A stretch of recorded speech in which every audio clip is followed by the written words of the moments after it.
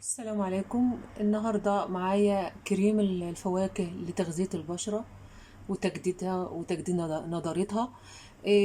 المكونات دي كلها سهلة، تستغني عن أي حاجة فيهم اللي موجودة عندك في البيت. طبعا انت موجود عندك قشر برتقان، دايما احنا في الشتاء. ده قشر برتقان، ده قشر برتقانة واحدة. عندك يوسفي، عندك تقدر تستخدمي اليوسفي عادي. وده يعني أقل من نص تفاحة. وقشر ليمون، يبقى انا معايا قشر ليمون، ما يكملش ليمونه، قشر نص ليمونه، قشر برتقانايه. معايا خياره هقطعها. معايا نعناع لتجديد البشره اهو.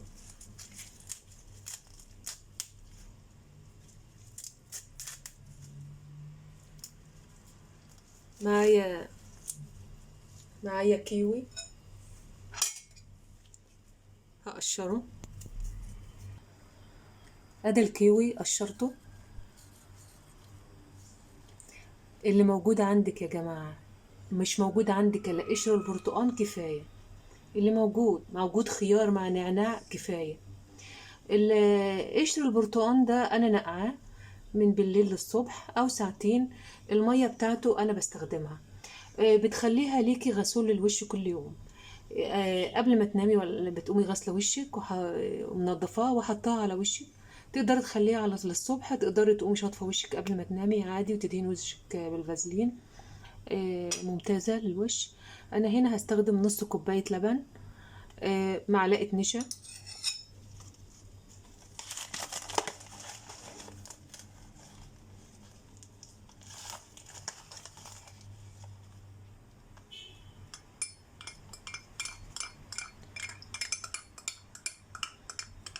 احط حوالي 4 معالق من العصير ده،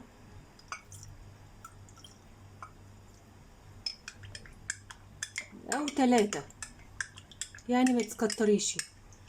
وهضربهم كل المكونات دي في الخلاط واجيلك. هذا الخليط هبدأ انزله واصفيه.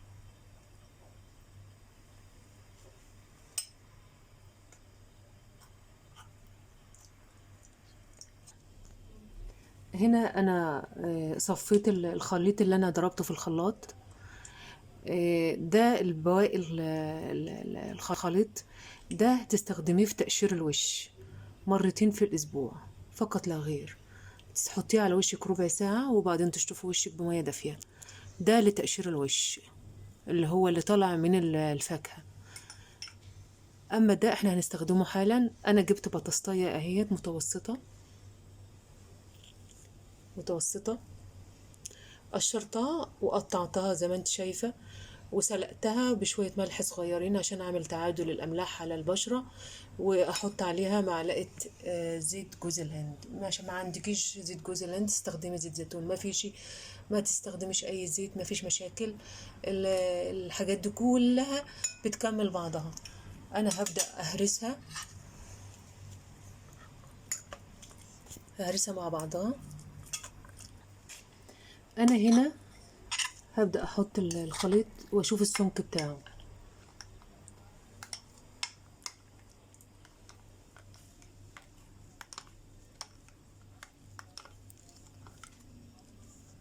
يعني احط واشوف واكمل لحد ما يعني اوصل لسمك تخين.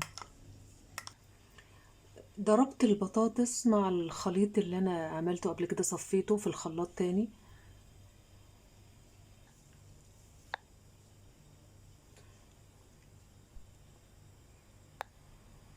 وانا بضربها في الخلاط علشان اوصل للسمك ده.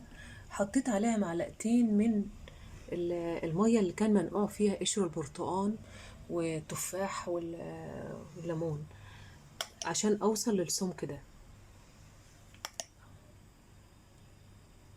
زي ما انت شايفة كده، كريم الفواكه سمكه جميل، غني بكل أنواع الفيتامينات والأملاح، ألف وب وجيم. وإضافة البطاطس هتشد البشرة. الكريم ده رائع رائع رائع، هو أحسن كريم أنا عملته. يعني زي ما انت شايفة كده، أدا سمكه.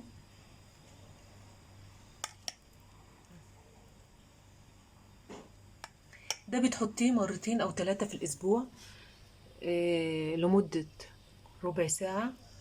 تشطفي وشك بالمية، ممكن تحط له كمان معلقة زيت زيتون علشان تزودي القيمة بتاعته. احنا حطينا له كمان معلقة جوز الهند، عادي كفاية قوي واحدة فيهم بس.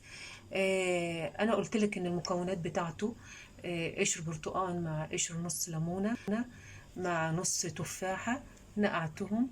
حطيت عليهم خيارة خرطتها وورق نعناع. قبل كده قمت سالقة بطاطاية وقطعتها، وبعدين صفيت الخليط وحطيت البطاطاية مع الخليط ده وضربتهم في الخلاط. احتجت معلقتين بس من المية اللي احنا عملناها. وبعدين وصلنا للخليط الجميل، الكريم الجميل ده تستخدميه، وهيديلك التغذية اللي انت محتاجاها. ده يعتبر كريم تغذية وشد وتفتيح، وبيعالج البذور، ومناسب لكل أنواع البشرة. دعاء النهاردة: اللهم اهدني ثم اهدني ثم اهدني وثبتني على دينك يا رب العالمين وعلى طريق نبيك. اللهم امين لي ولكم، وصلى الله على سيدنا محمد وعلى آله وصحبه وسلم. شكرا.